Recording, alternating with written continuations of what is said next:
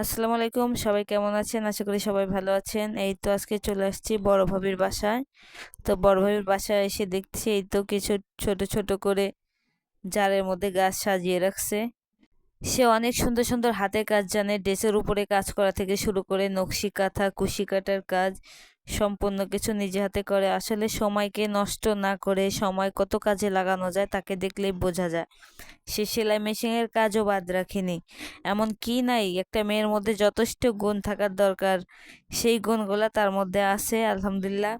আমারও মন চায় শিখতে, কিন্তু আমার ব্রেনটা এত কিছু কুলায় না। যাই হোক, সে শিখে নিছে।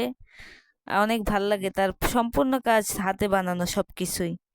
তার ঘরের মধ্যে গেলে পরে শুধু তার হাতে কাজের জিনিসই দেখতে পাওয়া যায়, অনেক ভাল লাগে। ফুল থেকে শুরু করে পুঁতি ব্যাগ বানানো কি না সে পারে আলহামদুলিল্লাহ। অনেক ভাল লাগে বিষয়গুলো। সবাই ভিডিওটা দেখবেন, আর কেমন হয়েছে সবাই কমেন্ট বক্সে জানাবেন। আল্লাহ হাফেজ।